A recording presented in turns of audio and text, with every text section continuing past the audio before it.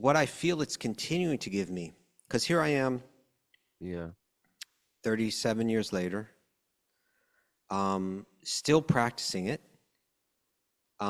staying on that path, happy that I'm on that path, feeling like I'm understanding it more as the time goes on, feeling that it's becoming more dear to me and more special to me and more precious to me, feeling more and more convinced that I understand who I am and where I am and what I'm meant to do. Feeling a sense of happiness from things related to Krishna and losing a sense of happiness in things disconnected from Krishna. That goes stronger and deeper, that further convinces me that I'm doing the right thing. And I believe that it's that name that's granted. And you could say, well, how do you know and how can you prove that? I may not be able to prove it to you, but one thing I say is I find that when the people stop chanting, the path falls apart for them. You know, it's like it is a lifeline to the spiritual realm. Yeah, it's a that holy name, you know, Golo Kara Premadana, you know, Harinama Sankirtana, that name is descending from the spiritual world. It is, you know, the texts tell us that it is non-different from Krishna, that it is pure, wish-fulfilling, transcendental sound, spiritual sound. And and if people let it go, if they're given that precious lifeline and they neglect it, I do see that they lose the ability to live a better life. And they begin to search for happiness through material things, and it's always disappointing. So that's what it does for me. You know, it's keeping me alive spiritually. Om Namo Bhagavate Vasudevaya. Om Namo Bhagavate Vasudevaya. Om Namo Bhagavate Vasudevaya.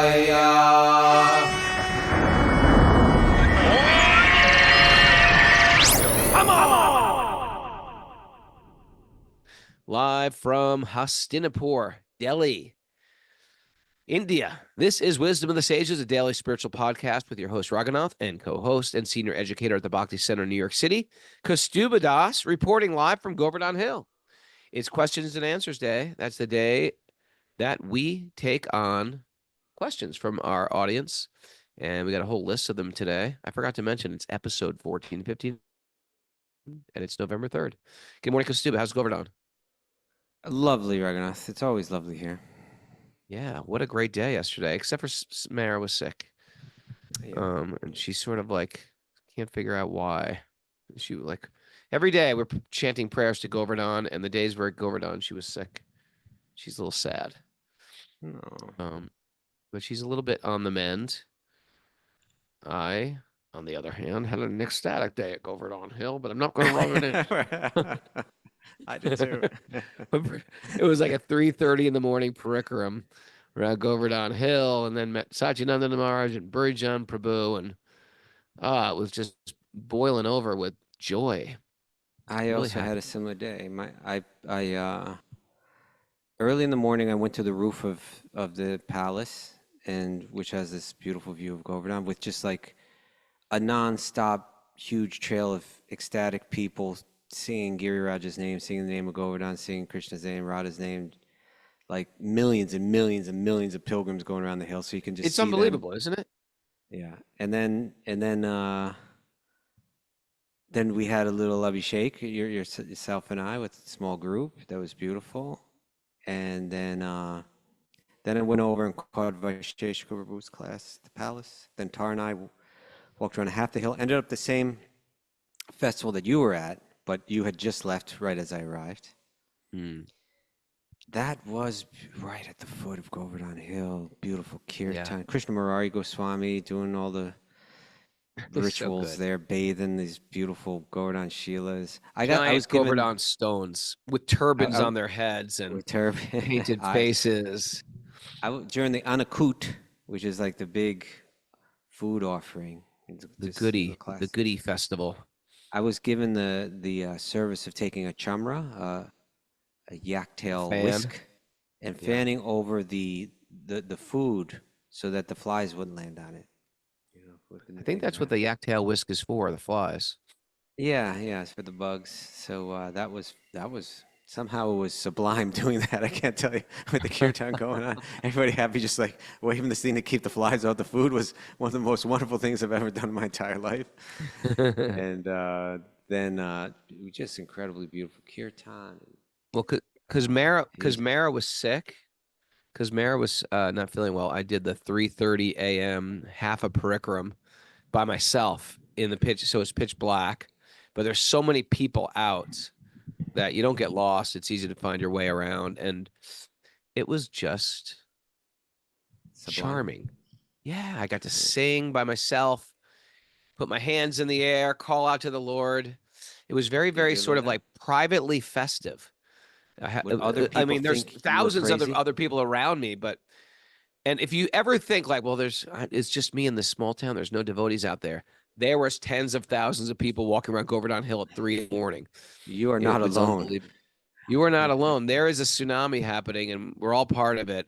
But when you go to Govardhan Hill on Govardhan Puja, it's unbelievable how the whole world does not know about this festival, and that's Yeah. our duty to tell them. Anyway, then then Tar and I sometime around.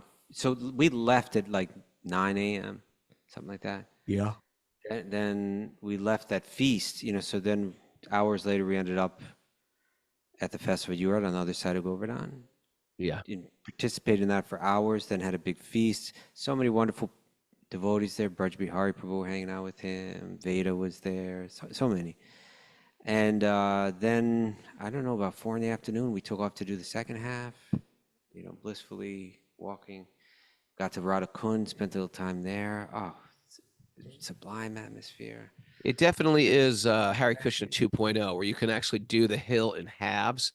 Back in the old day, it'd be like, what do you mean you're doing it in two Well, no, halves? no, but I didn't do it. I did it all. It was all one for us. We just stopped There, at one place. there's a road at Govardhan Hill, if for those who don't know, that crosses over the hill. And in the Which is old no, days, no. we Yeah, we wouldn't even never dare did. take that road because I you're crossing the know. hill. How the standards have changed somehow. The standards have changed and lower this. You want to go to the other side? You're walking all the way around that hill. Yeah, that's right. Oh, the flies are I remember, attacking I me. remember So if I'm somebody. going like this during the whole show, you know what's going on. I'll put it over my head. We are sitting in a nice sterile New Delhi hotel room. All right. Oh yeah, So we why don't had we a get day of into it? R. Yeah, we had a day of R&R here in New Delhi. Here, Good for woke up you. early, chanted japa, and read a lot, and yeah, it's been good. I got a massage. Oh, look at you. I have 30 hours to like wind down and prepare for 20 more people for a whole nother retreat. So Maybe a tomorrow, little mani pedi. I didn't do a petty. When I say by the way, I need a petty because I'm wearing like two leather shoes as feet. Like my foot is like a leather moccasin. You, it's like it's an ape's foot. It's an ape's foot that will scratch your legs and leave marks on your legs if you sleep next to me at night. Got a claw on that thing. You know, yeah, I need one of those. Ever see like a what do they call those? Like when you're shaving a door down to fit in the frame, you got a plane that shaves it. I need that on my heels. One of those electric Shave off the dead power skin of. ones. I need like I think I'm like an inch taller now, thanks to my feet. I need like a Dremel or a power sander or something. Power sander, that's what you need. Maybe a sandblaster. Sandblast. Oh my God. All right. I remember the first time I came back from India, I was like, are my feet ever going to look like normal feet again? There was like that fear, like, this is how your feet look now, man. Wow. But as much as I complain, oh, you know what hit me? I was in the Dom yesterday. I was at Govardhan yesterday, and I can't remember who I was with, but they said to even say a complaint, any complaint in the Dom is an offense. Don't complain in the Dom. Don't do it. Because it means you're not looking everything as mercy. You're not seeing it as Krishna's hand. It basically means you're a type of atheist in the holy Dom. To say that, to have any complaint and not see it as Krishna's mercy, that's a type of atheism, and it's an offense. It's like you really got to be on your A game, and that's why 3 days, get out. Don't spend a time longer unless you are like really on your high game, which you are. I trust that you're fully engaged. Yesterday was good. I mean, I was going nonstop. What do you do today? Today, well, I want to today's report. catching up on a lot of stuff. Getting ready for this show, getting ready for catching up on all the Getting stuff ready I've for been the neglecting. show. You have all day to get ready for the I show. had Sage Group. Yeah, it takes time, Raghunath. Believe it or not, I had Sage Group. I had Sage Group notes to do. Different things. You prepare for this? All right, let's get Ah. into it. Okay, Come it's on. Q&A day, people. Welcome. And the first one is from, cool name, Did we do Giannina. announcements? I don't think we're doing them today. We do We're skipping announcements, Raghu? announcements. Well, we got no show Skipping tomorrow. announcements. No show that tomorrow. has- That's a big announcement. Yeah, that's got to be said. It's Kathmandu day tomorrow. And then we'll be back at what time? 7 a.m. New York time. Okay, back the to day after normal time. tomorrow. All right. Okay, let's go. And for all the Europeans, we observe daylight saving time. So figure that one out. Put that in your iPhone and juggle it. Gianna Padula writes in. Yeah. Something I struggle with is seeing Krishna in everyone, even Okay. those that have deeply wounded us with no desire to change. How can I make peace with this? Great question, huh? Yeah, it's like, okay, I love the people that are loving. See, this is what separates us from ordinary people like cats and dogs, practically, to actually spiritualists. So what you're struggling with is not just a little thing, it's our whole spiritual life here. Because anyone can love nice people. That's easy. That's like appreciating the nice. I mean, I guess in Kali Yuga, it's like we take everybody for granted and we're completely entitled. But people who are a little bit thoughtful, they like nice people. The PhD in this is learning to love people that are very difficult to love, especially if they've hurt us, betrayed us. I can share my own story with this. With your story of how you've been betrayed. My own story of betrayal. I will say, you know what? There have been people who have like really, I felt like, sure. I mean, I give a lot of love. You know that. I'm a love burger. A little too much sometimes. But I have people that I feel like really hurt me. Like I've given them a lot, and you know what I did with all these people? I went to Radhakund and I just prayed for all of their deep spiritual connection, and I felt completely relieved from it. And that's sometimes you have to revisit that too. If you have any trace of resentment in your heart, you got to keep revisiting the not appreciation, but a prayer for their personal spiritual connection with God. And when you do that, you're sort of like working against Maya. Maya wants you to hate. Maya wants you to keep in the material. Hate is part of the material world. But when you say, you know what, I want you to succeed. I'm not your competitor. I'm not your enemy. You can hate me if you want. I'm here for you to succeed, and I wish you well, and I love you. And you know what? I had this beautiful dream of one of these people, and we were just like embracing. And I felt like my prayers must have paid off because in my dream state, I was like embracing this person. That's how I feel. But it is one of these things. The spiritual life is asking a lot for us. We can't just be petty and like only the dogs in our pack, and those other packs are the enemy dogs.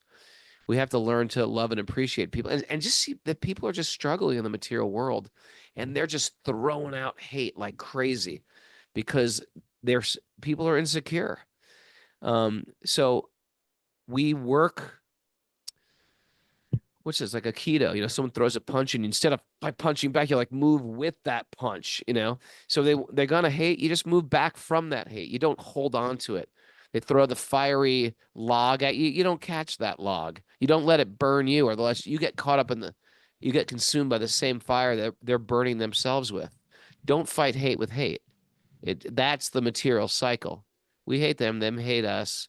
I dig my no, you start with like empathy and understanding that this person's got some type of backstory, and I'm the target of his hate right now, or her hate or resentment. And that itself is a practice, and it's a practice of constant forgiveness, praying for person's success, spiritual success. And sometimes God wants us just to love in a more refined way. Like, I expect to give a lot of love to people, and then I want to be loved back. Well, maybe not. Maybe you just got to give love, and they'll never appreciate you. Maybe we have to just learn to give love, boss, period, the end. And maybe even get mocked or feel ungrateful. Maybe we're just meant to love in the most unconditional way to God and to the living entities. And maybe we're not going to get anything back. That doesn't mean we should stop loving. Don't let that be a reaction to stop loving. Doesn't mean if the person's abusive or if they have been abusive, you have to invite crazy back into your life, chaos back into your life. It just means we can't stop loving just because people don't reciprocate with our love. And sometimes it takes some time to come around. Huh? All right. Sometimes people have to go through their own thing, and they come around, then realize you were never their enemy. You always were their well wisher. And sometimes it won't change at all. What do you think? Well, Does anybody not like you? There's lots of people that don't like me. Who? I want a I'm name. not I gonna want a answer that name. now. But Giannina, so she said she struggles with seeing Krishna in everyone, even those who have deeply wounded us, with no desire to change. How can she make peace with that? So,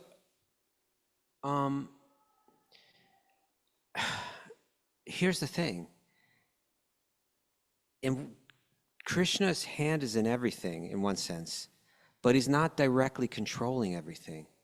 And it's a beautiful thing that he's not directly controlling everything. He's granted us free will. He's granted every living being free will.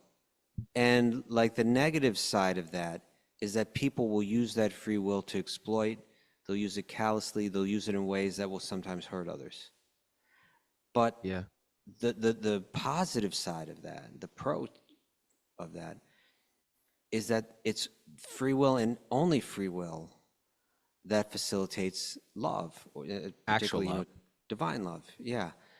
And Sure. that's the purpose. So if the purpose of in other words, if there's you want to come to peace with how Krishna's role in all this, well, let's say that there's one possibility is that the intelligence and the person behind all existence creates a world for some other purpose than love.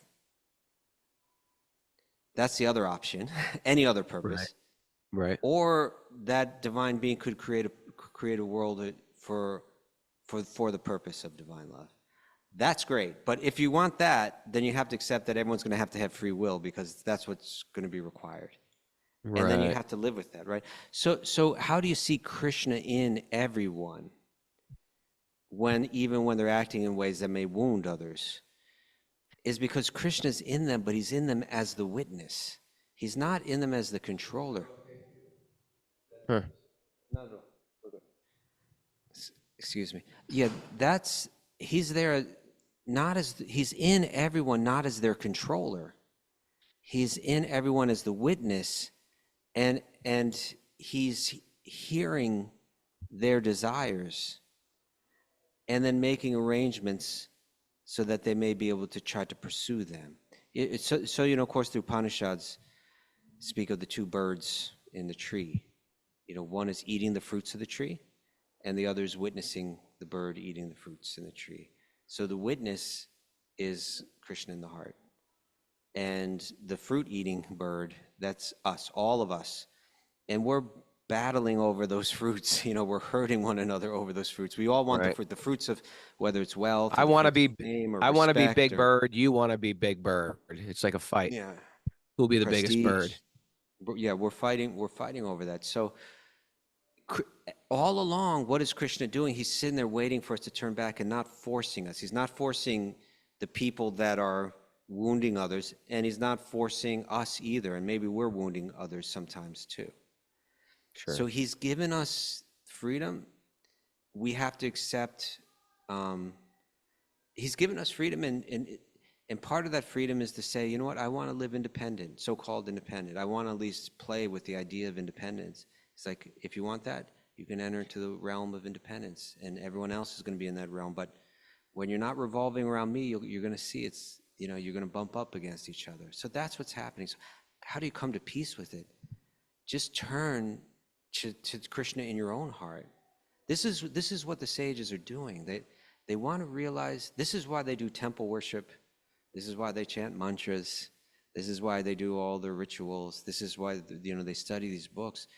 They want to feel the presence of Krishna within their own heart, and they want to see that same Krishna that's being patient with them, the same Krishna that's being tolerant with them within their own heart, and patiently waiting for us to turn to him, is in everyone else's heart too, witnessing their thoughts and desires and their feelings, totally aware of how we're affecting that other person. Krishna's saying in the Gita, who's dear to him? That person who moves through this world without causing anxiety for anyone, Krishna's saying, that person's very dear to me. So he's not making us be that way, and he's not making anyone else be that way, but he's telling us, if you want to be dear to me, please, be considerate of one another, Right. So maybe that will help you come to peace with it. He's not forcing, because he wants to keep the potential open for divine love. But that's what he wants, and that's what he's communicating all the time, and that's what he's demonstrating himself. He's always got that smile. He's always, once you're in his presence and perceive his presence, you feel peace. But it's Can I just that share we're all choosing something? not to. Yeah. Can I share something? I went through a period of this, like probably maybe 8 months ago, where I was talking to my good friend Tukaram Prabhu, and I went to him, because he leads his community. I lead a community. We've been doing this game for a while, and I was just like, you know what, Tuka, I'm just so sick of people.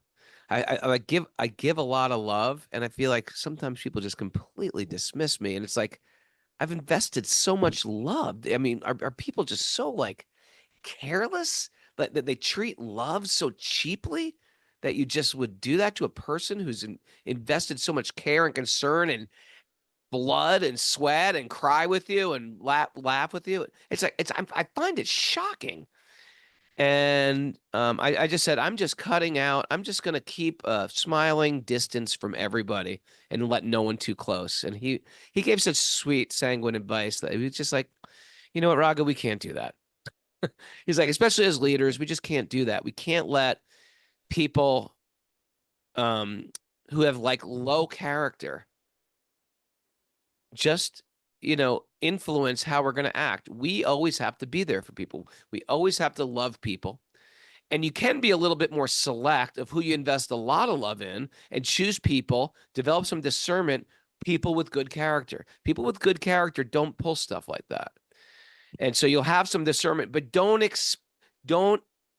expect everybody with low character to stay around. Size it out and just understand you're here to give that. You got to give that. That's our duty. But expect that people are just sometimes, we're coming from all different places. But it makes you sort of run away and want to stick your head in the sand like, I don't want to deal with people anymore. It drives you to sort of impersonalism. But Yeah. we can't do that. We can't do that. That's not the point of this world, is to try to find ourselves a comfortable niche somehow. Yeah. The point of this world is that we learn to become completely selfless in our love. That's the evolution that we're meant to come to. So, yeah, the training ground for that is a world where you can be hurt, So Right. So we operate with that, and we try to, that's going to be part of our test in this world. Can we love when it's not coming back at us? The Lord Chaitanya has in the Shikshastakam, ready to give all respect to others. I mean, it's such a high bar, Lord Chaitanya. I mean, even an American therapist would say this is crazy, but he says ready to give all respect to others and not look for any respect for ourselves. I think a psychiatrist would be like, "Are you crazy? That's a setup for abuse and codependence." But as a devotee, we are here to refine our It's love and practice giving. Huh? You want to it's comment on that? yeah, it's actually describing the person that's um, I want to try to put it back in that same kind of language, but like in other words, the least codependent, because I don't need anyone's validation, right? Sure. I'm so firmly, my identity is so firmly supported by my connection to the divine that I'm Yeah. not looking to any human being to give me some validation that I need. It's actually like the strongest person, right? Mm, Requires no respect from others, sure. and is perfect, and their vision is such that they recognize that every living being, despite their external body and covering, and even despite their external behavior, I know that every one of them, I have the realization, I feel it. I feel that they are a spark of divine energy. It's not only some theory, but it's like it's entirely clear to me, you know. Sure. So that from that place of understanding and that firm foundation, I can offer respect to every living being and require none from any living being. Right. And in that state, and only that state, do you have the mind that's free to become deeply, completely absorbed in Sankirtan and I'm in meditation on yeah. these holy names. I'm here to serve God. No one can hurt me. You develop a fortitude in that connection. Like I am valid because I'm serving Lord Krishna. I don't need validate. I don't need outside validation. Mara said something very What did beautiful, and I Mary felt say? a mature realization because Okay. we get thrown into these situations. Us every time we're on a trip, and then the trip is over, and then we're with a whole nother group of people, and we were talking about how sometimes people can get annoying. Um, and she just goes, you know what? People who I find annoying, I realize it's more my problem than their problem. It's like Hmm. they've done nothing necessarily wrong. They're not offensive, say. It's just like I have issues and I have to work on my issues. And I felt like, wow, it's so easy just to be like, this person is this and this person's like that. And when you just take everything as your own response, it means she's got the microscope on her instead of like looking out at the world and pointing fingers on everything that's wrong out there. Very Very mature of you, nice. Mara. Very mature Very, Mara, realization. very She nice can for hear this. you. She's knitting in the background. Okay. Hi, Mara. Hi, I'm Mara. See, she looks happy and Now, healthy. Mara's looking a lot better today. She's all bright. Yeah. Feeling a lot better today. She looks good Good. when she's sick, too. Who came in the room yesterday? Oh, Janeshwar. Janeshwar came in the room yesterday. He goes, you look horrible. It's like, no, really. He was like, and Raga was sort of like shocked at him, and he's like, no, really, you look sick. I You was look like, no, awful. I was like, you don't look that bad. She goes, oh, she does. She looks very, very bad. Indians just can't be tactful with those things sometimes. Oh, Raghunath, you are very, very fat. You're looking very fat. I was like, are you looking very fatty? I was like, what do I say to that? Thank you. The famous story about the guy with the yoga teacher. Yeah, I'll tell the story. I've told it before on the show, but there was one person I know in India, I think from the music scene. I can't remember. But he got into yoga also and bhakti, and he came to the temple to see me with his old man yoga teacher. And he says, Raghunath, so happy to see you. I brought my yoga teacher to meet you. And he looked at me and goes, Raghunath, you've got so fat. And I was like, Thank awkward. you. Am I supposed to respond to that? And then he stops. He goes, can you still do yoga as fat as you are? It was totally innocent question, right? It wasn't It was, like, he didn't mean it. Like in America, you just can't say that. But he just said, can you still do yoga as fat as you it's, are? And it's then his so. old yoga teacher, his old Indian yoga teacher with the big white beard interrupts. He goes, yes, even as fat as he is, he can still practice yoga. I was like, thanks a lot. Even What, chair yoga? Thank you very much, people. even as fat as he is. Even as fatty as he is, he can still do some chair asana. Oh, God. Anyway. Yes, yoga is such a great science that even one as fat as him will benefit Even when from. he's chubby as Raghunath. Oh, Krishna. All right, you ready for question number 2?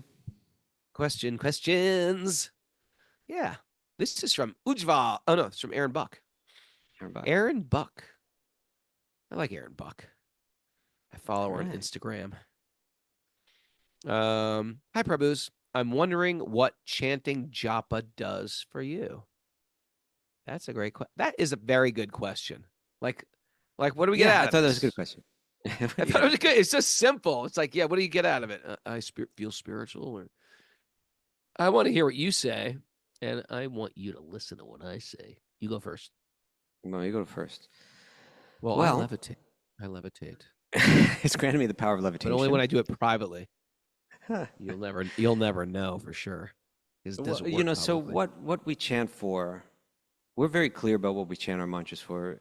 We don't chant for material things. We don't chant, you know, sometimes, you know, I think I've told that story. I was sitting with a couple of friends outside a Black Uhuru concert. We couldn't get in at the Ritz, you know. And you chanted for it? Well, someone came by and said, well, you know, it's like one of these people, you know, chant Namyo Renkyo. Yeah, they're like, Namyo "We chant Renkyo." this. Yeah, This if you will read my fulfill your book, that's what I desires." chanted. The There guy you go. chanted that, and he got a mountain bike. And another guy chanted, and he got an Oldsmobile. See, and you got into Black Uhuru, didn't you? So, so anyway, but that's not why we chant. We chant for pure devotional service. We chant for prema. That's our goal. That's the goal of our chanting. But that name can grant you so many things. It can grant you liberation. You know, it can grant you knowledge. It can grant you. It can grant anything. But we've been trained in our lineage not to shoot low, to shoot high, right? To understand that name is non-different from Krishna. And if you get to know that name, you get to know Krishna. And when you get to know Krishna, you actually love Krishna. And that is what completely satisfies the self. So aim for nothing lower. But beyond that, you know, in simple terms, and I haven't achieved that prema yet, and I'm patiently waiting for it. But, you know, first thing we have to say is that, you know, any yoga practice is a practice of focus, you know, focusing the mind. And when you can focus the mind, you steady the mind, you know. But in bhakti, the object of the focus is not just like any prop, like it's not just like a candle or just like any sound or any mantra, but the object is a person, right? It's the person, Krishna. And that person can reciprocate with your focus.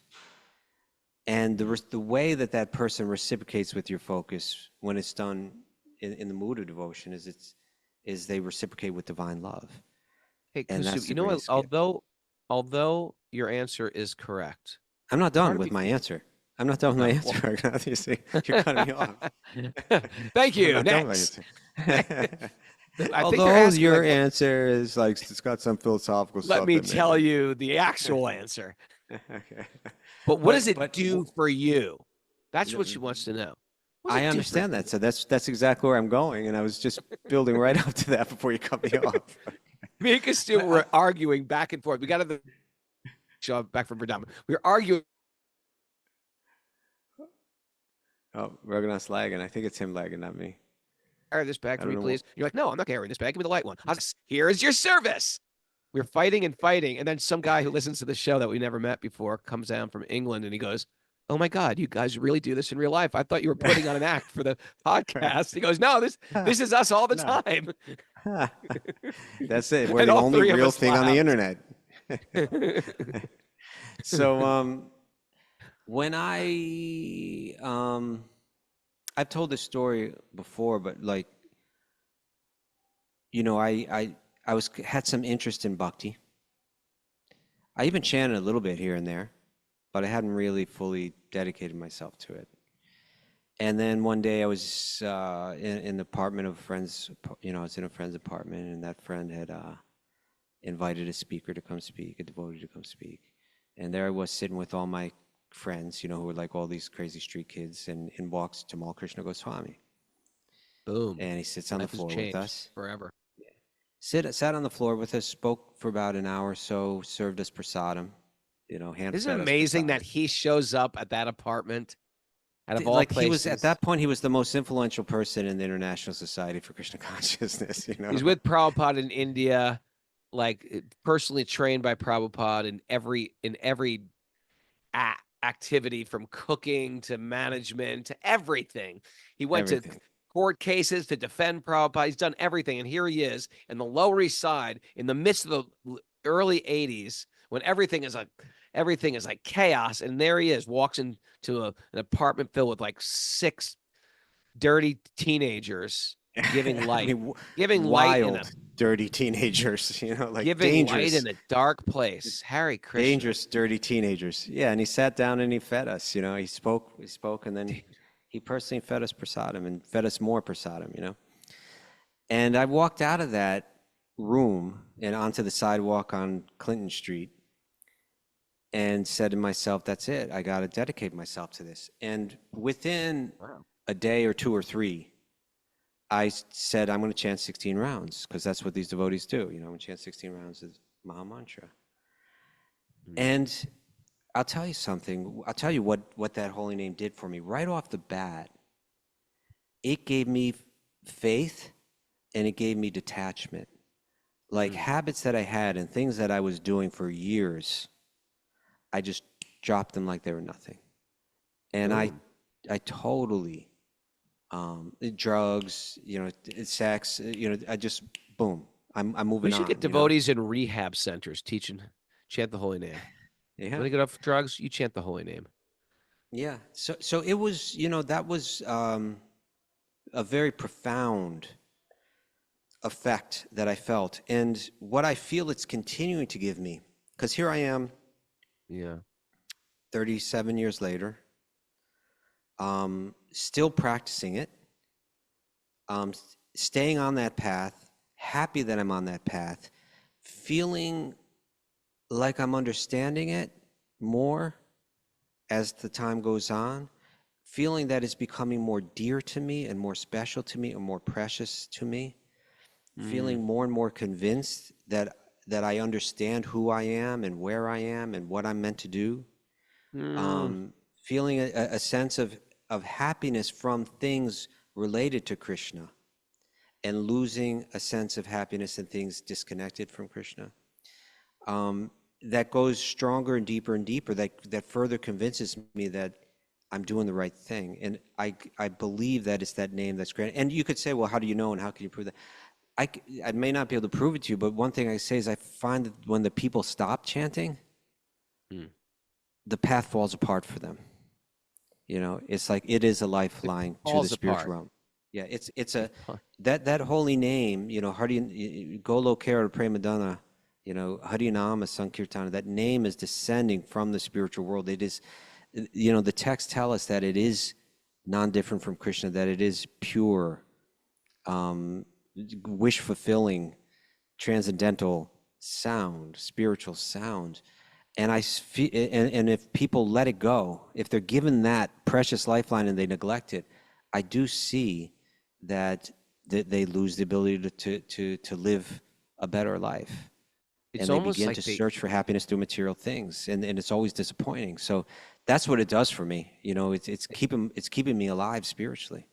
yeah, it's almost like you think, well, I'll stop and I'll be a better person. No, you go right back to your same hellish condition you were when you started. You think, well, I should be a little better. I've been chanting for 10 years, You start 5 backsliding. years. When you just go right back, if not lower.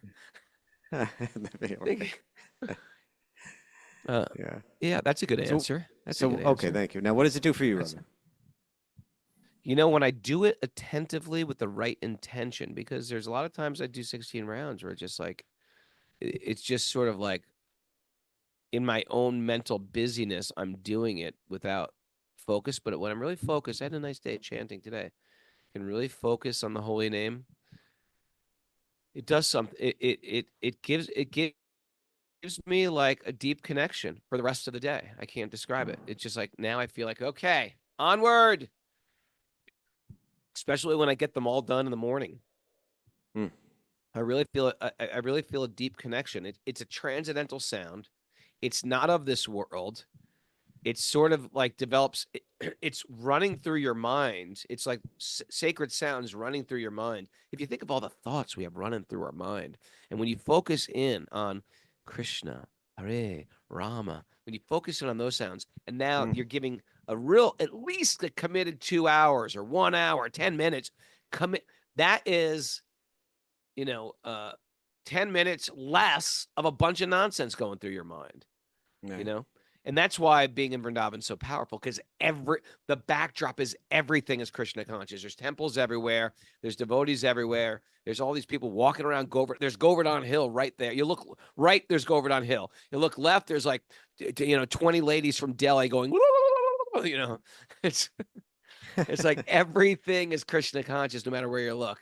And there's a guy, laying down in the street, and even he's got, worshiping Hanuman or something. It's just like one after another, after another, after another. So it's a little committed time. It's a sacrifice of your thinking process, a sacrifice of your speaking process, just to think of the absolute. And it just makes me feel deeply connected. Yeah. Yeah. I don't know if that's Someone no. may try it and not feel anything, and then just say, "Well, I don't know, what does it do for you? Because it's not doing anything for me," and then not want to commit. But this is important that we Shravanam and Kirtanam, we do these both. The Shravanam means the hearing from these texts, and if we hear from these texts, Mm. and we hear 'em, particularly if we're hearing it from people that have deep realization about them, then that hearing will nourish our chanting in the sense that it'll give us greater faith in the chanting.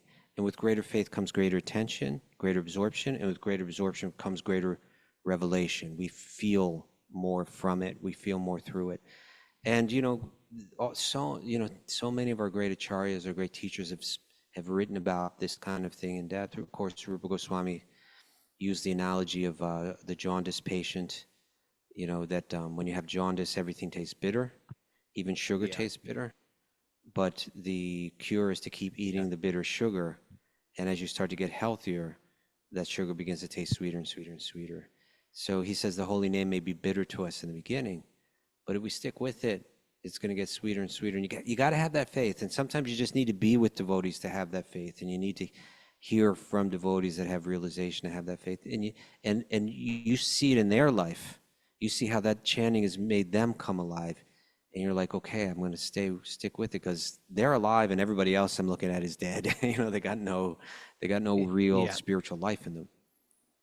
If I'm driving in Lower Manhattan and I'm, in the old days before you had GPS and iPhones, you just sort of like pull over. Hey, do you know how to get to 42nd Street from here? I'm from out of town. If I'm pulling over and asking for directions and I just see, some punk guy with a mohawk walking up the street, or three crazy, college guys drunk, and I'm asking them for directions, or a 5-year-old asking a 5-year-old for directions.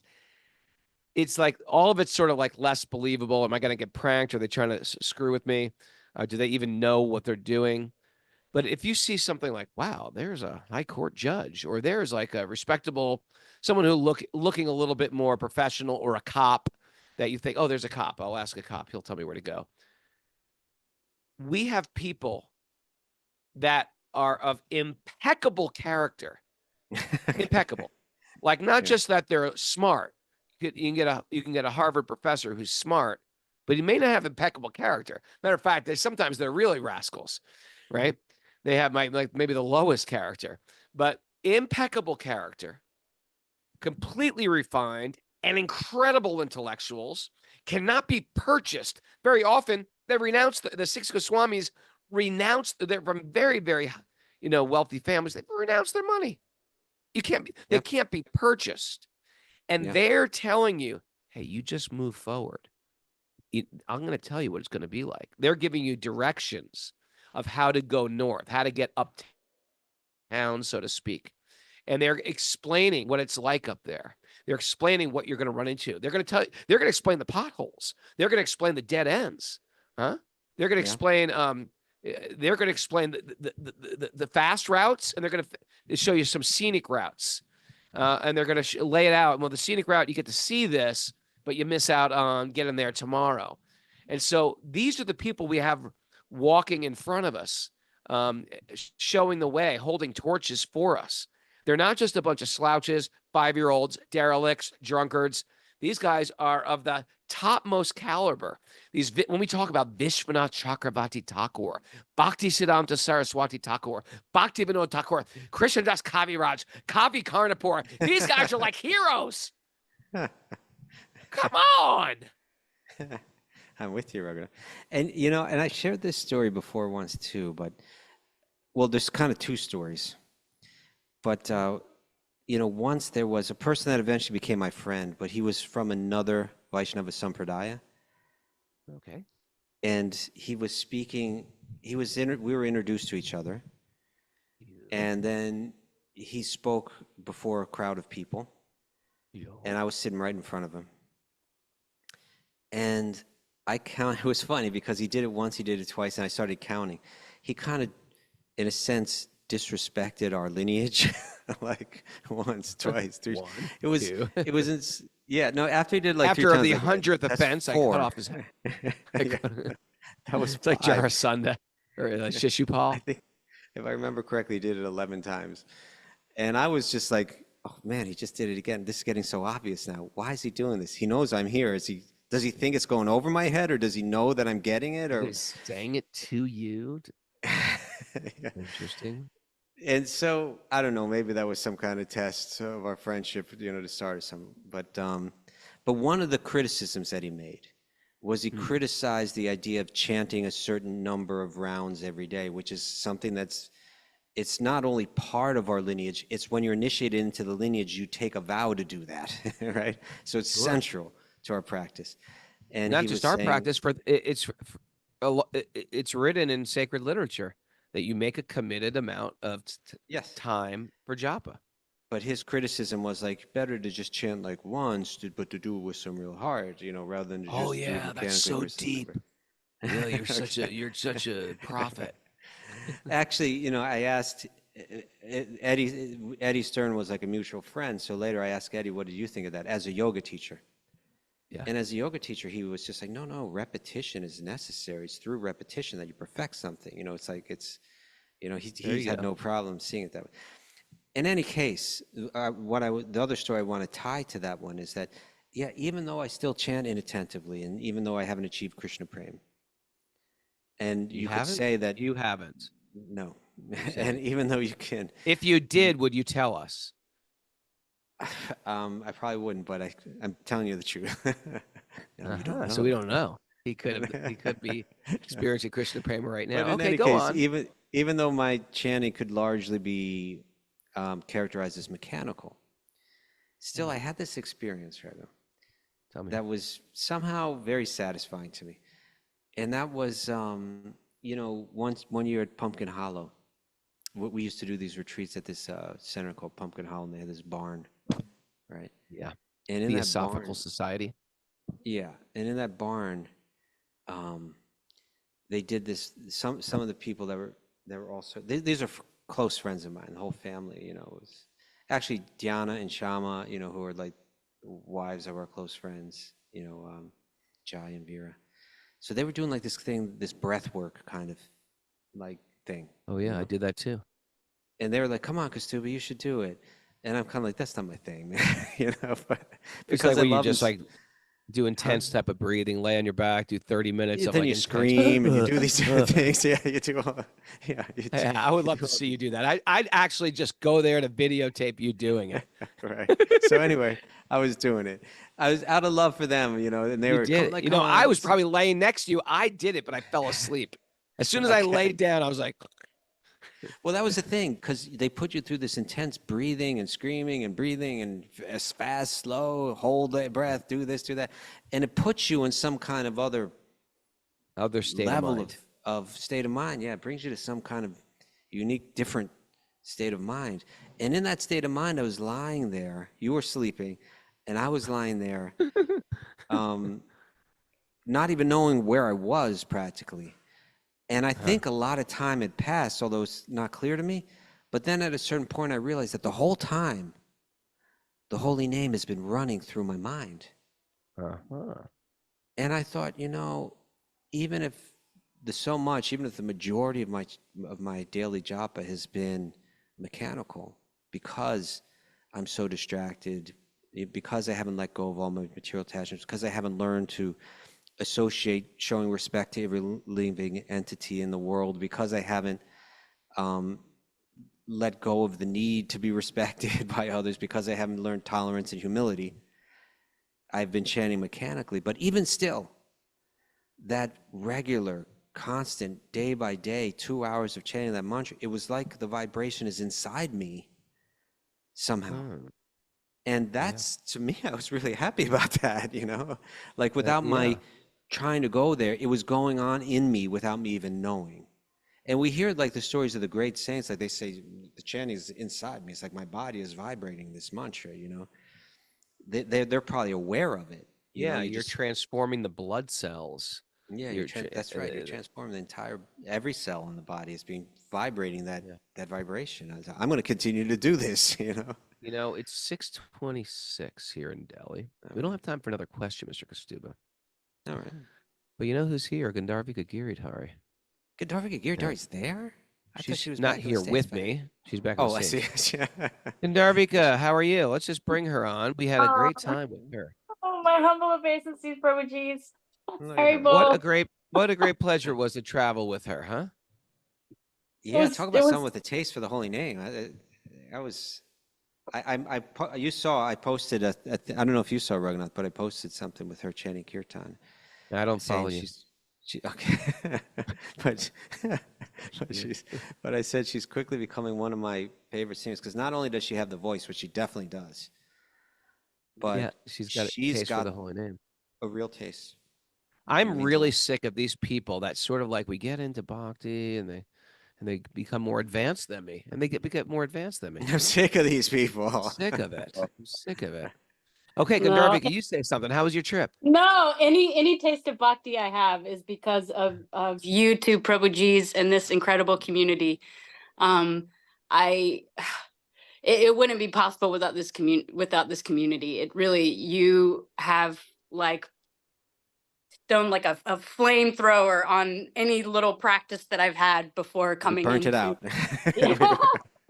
And she got off that bus in Vrindavan, and she went into like she's in the womb, and she just laid on the ground, sobbing in the Govardhan sand. It was beautiful to witness. What was your favorite part of the trip? Give a few favorite parts.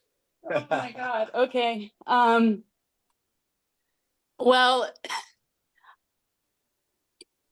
just the kirtans that we had everywhere we went.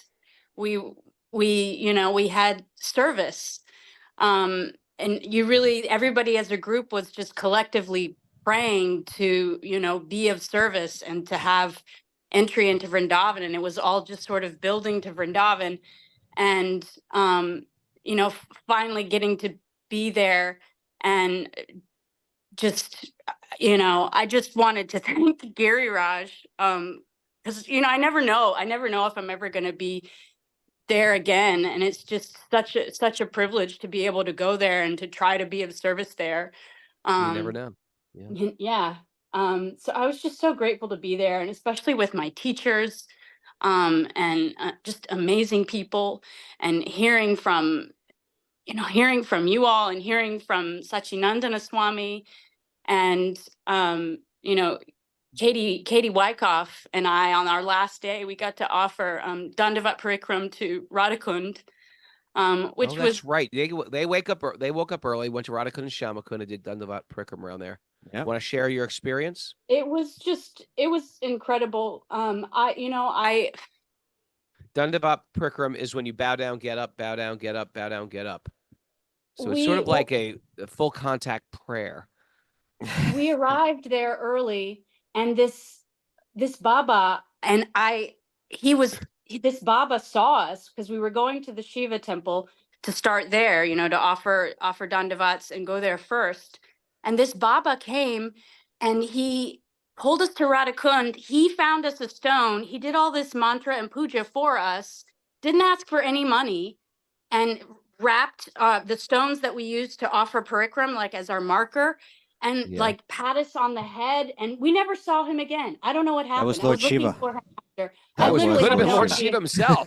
I have no idea where this Baba went. So, and then of course the whole time we're offering our just offering our hearts, offering, our prayers and our dandavats. And of course we're seeing other pilgrims that are doing parikram, all these Rajbasis and all these pilgrims, and we're all just chanting and offering kirtan together. And there's just temples everywhere you go. You like look over, on your side, on the holy ground, you're looking over, and there's somebody off, you have darshan, and there's kirtan everywhere. And it was just we never got tired. I never felt tired at all. And 2 hours flew by like no time. What a way to leave the Holy Dom. Yep. What a way to leave the Holy Dom. That was like 6 a.m. I think. You left at 5:30 or so, got there at 6 a.m. That is beautiful. And when these sadhus come and give you blessings like this is an auspicious sign. And then we ran into Mohan Panda afterwards. Oh. And then you run into Mohan Panda, and then there's and then we did a puja Sundari afterwards. Radha's there. Look, background. When you, she's looking. My at little you. sister. Did you return? Did you return with Mohan Panda's son? Did I see you in a rickshaw with him? Yeah, Yes. he came to the hotel. We were doing Ron. kirtan the whole way home. Yeah. Look at you. Yeah, Tracy. So thanks for everybody. Sorry for Still flying screwing up high. the time. Well, we have tomorrow a training on tomorrow. Not training. A travel day tomorrow. The next day we're on at this time again. So don't be late. Don't miss it. Okay. Sorry for everybody who joined late. Apologize if it was because of the daylight savings time or something to that effect. Tim O'Reilly, good to see you. Vanessa and Baby Davey. Bill Maxwell. Jamie Stepp. Hannah Brinkhouse. David Houseworth. My man. Isabel Bilodeau. Bill D. Okay. Greg DeGasu. Harry Bull. Thanks for sharing, Gandharvi. It was a pleasure going with you. Where did Braja Sundari Radha go? Get back here. Braja, get back here. Call her back, Asuba. He's paying obeisance. Give her the to mic. Sundari Raj. How was your trip, Braja? How's it going? It's I might just stay. Yep. Well, we'll see if you're qualified. At any minute, Govardhan going to be like, out! Yeah, it's true. Out! Govardhan might say stay. You think it's up to you to stay? I know. She said she might just stay. No, it was great. Thank you for a great trip, Prabhuji's. Oh, that was great. It was so good. Yeah, it was And, great. she led the kirtan pulling into Govardhan, and she was just focused. She wouldn't change the melody. She kept on part one I of did this 3 different melody. melodies. Huh? You did 3 different ones? I wasn't paying attention. He was focused. I was focused on the first one. It was great. Magical. Yeah, it was magic. Oh, Krishna.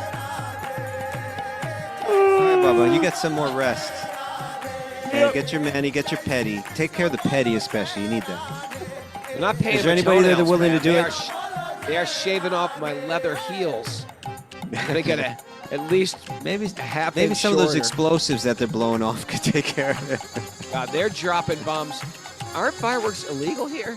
They're dropping like quarter sticks of dynamite around like it's no big deal. Last night it was still going off like crazy. Someone threw one at our taxi. I was like, does he understand how dangerous that is? I could blow the whole car up. Jeez. Come on. I'm going to blame Dinesh for that. Dinesh, tell your people. No, I know it's Diwali. I know Ram is coming back from Lanka, but Your people. you got to be a little bit Talk more to your people. careful. Talk to your people, Dinesh.